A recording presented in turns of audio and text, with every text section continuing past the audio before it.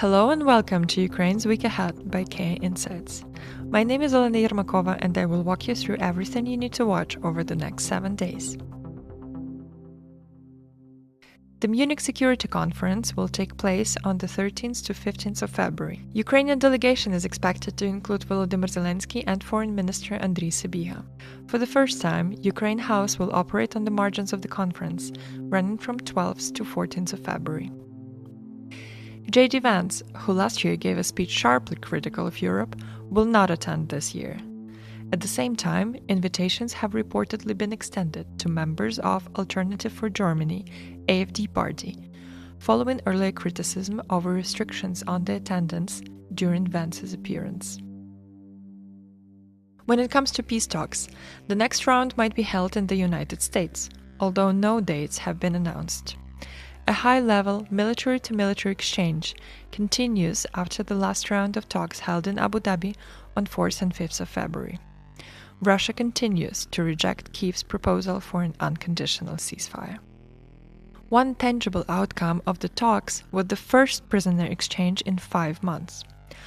On the 5th of February, Ukraine secured the return of 7 civilians and 150 prisoners of war, including long-held defenders of Mariupol and a member of the National Guard captured at the Chernobyl nuclear power plant.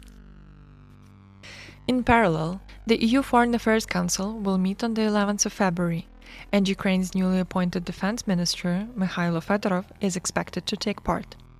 Discussions are set to focus on military assistance to Ukraine, with particular emphasis on cooperation in defense innovation. The European Union is preparing its 20 sanctions package against Russia, which is expected to be adopted on 24th of February, a day marking the 4th anniversary of Russia's full-scale invasion of Ukraine.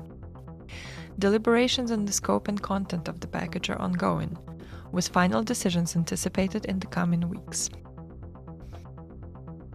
Next week will be a plenary sit-in week of the Verkhovna Rada of Ukraine. The agenda is expected to continue focusing on energy-related legislation that was not brought to a vote last week.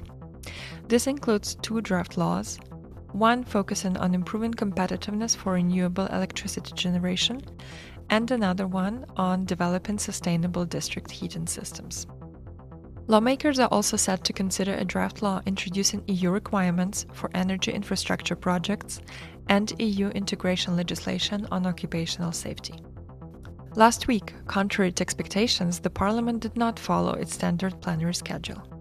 Instead, NATO Secretary-General Mark Rutte addressed the Parliament as part of his visit to Ukraine.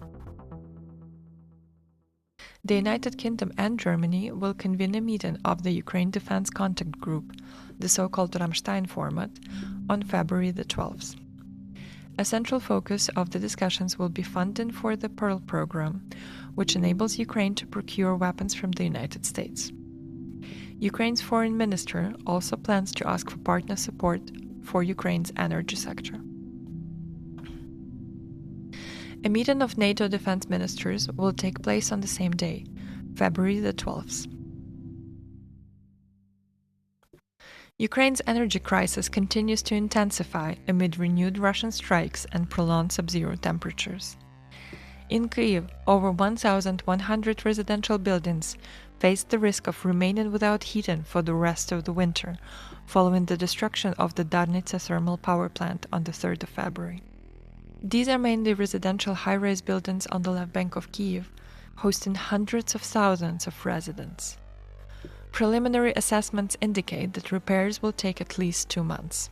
Energy Minister Denis Shmyhal warned that electricity outage schedules are likely to tighten due to a shortage of generation capacity, compounded by the ongoing risk of further attacks on energy infrastructure. Air temperatures in Kyiv are forecast to remain below freezing in the coming days, although a brief rise to around +1 degrees Celsius is expected toward the end of next week. Fighting continues along the front, though operations are constrained by weather conditions.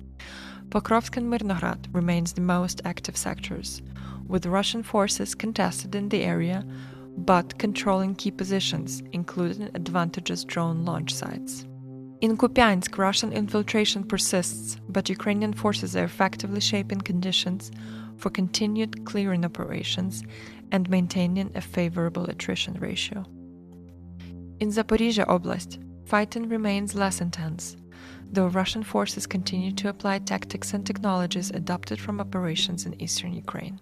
We dive into the mechanics of modern propaganda, from self-financing influence networks and shell NGOs to reflexive control campaigns, in the latest episode of the Ukraine Insights podcast. Listen on YouTube, Spotify, and Apple Podcasts. This podcast is a shortened version of KA Insights public newsletter, The Week Ahead. Subscribe to start your week with an agenda of Ukraine-related events delivered directly to your inbox. Just follow the link in the description. If you're interested in Ukraine-related conferences and events, we are also leaving links to the upcoming ones in the description. Thank you for listening to Ukraine Insights podcast. To be notified of future episodes, please subscribe and hit the notifications button. For more analysis, check KA Insights accounts on X, Blue Sky, and LinkedIn. To subscribe to our analytical products, please visit our website, insights.kievindependent.com. Have a nice week.